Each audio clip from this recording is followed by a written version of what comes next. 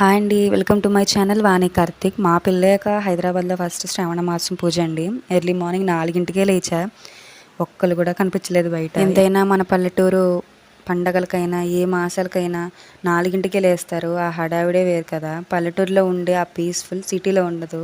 సిటీలో అందరూ జాబ్స్కి వెళ్తారు, వాళ్ళు కష్టపడి వస్తారు, వాళ్ళని అనుకోనే పని లేదు. శ్రావణ మాసం పూజ ఎలా చేయాలో నాకు సరిగ్గా తెలియదు. మా అత్తగారు సింపుల్గా చేసుకోవచ్చు అంటారు. నేనైతే ఇలా చేసుకున్నా. నాకు తెలిసిన చిన్నోడు ఎక్కడ లేస్తాడో అని నేను ఫస్ట్ షింక్లో అంట్లు తోమేసి స్టవ్ క్లీన్ చేసి ముగ్గులు వేసేసుకున్నా.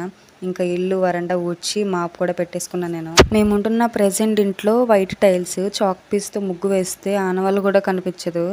మేము పాత రూమ్లో ఉన్నప్పుడు అక్కడ బ్లాక్ టైల్స్ అనమాట. ముగ్గు వేస్తే చక్కగా కనిపించేది. ఇక్కడ వైట్ టైల్స్ ఎలా వేయాలో అర్థం కాదు. జాజుతో ముగ్గేస్తున్నా. జాజు అంటే మీకు ఐడియా ఉందా? ఎర్రగా ఉంటుంది కదా, పూజకి వాడతారు చాలా మంది. షాప్స్లో కూడా దొరుకుతాయి, పూజ షాప్స్లో. తులసి పూజ. నేను షార్ట్స్లో మాది లవ్ అండ్ అరేంజ్డ్ మ్యారేజ్ అన్నాను కదా, మీకు ఒక పక్కన ప్రసాదం కూడా రెడీ చేస్తున్నా పరమన్న. మా ఇంట్లో అయితే అమ్మవారికి కుంకుమ పూజ చేస్తారు. నేనైతే ఎప్పుడు చేయలేదు, ఇంక నుంచి స్టార్ట్ చేయాలన్నమాట.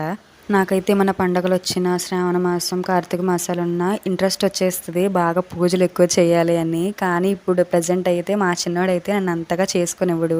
కింద పీఠం పెట్టి చేసుకుందాం పూజ అనుకున్నాను, కానీ అంత టైం కూడా లేదు నాకు. మా చిన్నోడైతే మొత్తం ఆగమాగం చేసి కింద పెడతాడు. ఇంకా శ్రావణ మాసం ఇంకా 2 రోజులు ఉంది అనగా కూడా నేను అంతా క్లీన్ చేసుకున్నాను ఇల్లు మొత్తం. అప్పుడు కూడా వీడియో తీద్దాం అనుకున్నాను, కానీ నా దగ్గర ఫోన్ అయితే లేదు తీసుకుందామంటే.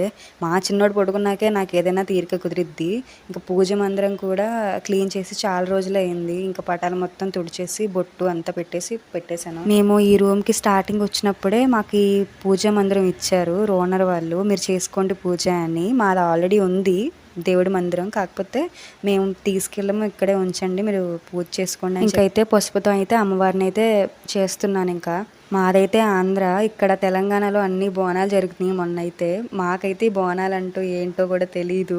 ఆంధ్ర వైపు అసలు జరగవు ఇవన్నీ ఏమి కూడా. అమ్మ వాళ్ళ ఇల్లు ఖమ్మం సైడ్ సత్తుపల్లి అనమాట. మా అత్తగారి అయితే హనుమాన్ జంక్షన్.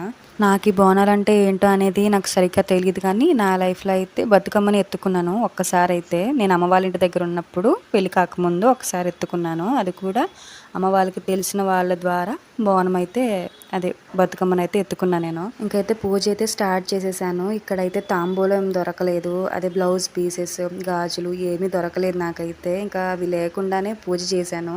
ఇంకా అమ్మవారికి కుంకుమ పూజ కూడా చేస్తున్నాను. ఓం శ్రీ మాత్రే నమః అనుకుంటూ 21 సార్లు అనుకుంటూ చేస్తాను. ప్రతిసారి అయినా సరే, ఏ పూజ అయినా నార్మల్ రోజులైనా సరే నేను ఓం శ్రీ మాత్రే నమః అని రోజుకి 21 సార్లు అయితే చదువుకుంటాను నేను. ఇంకా పూజ కంప్లీట్ అయ్యింది. ఇంకా మా ఆయన మా చిన్నోడు లేచారు.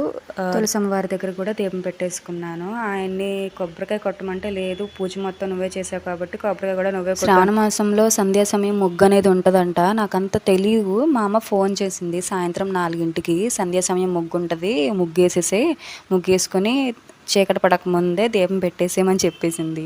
సర్లే అని చెప్పేసి నేను అప్పటికే పడుకున్నాను.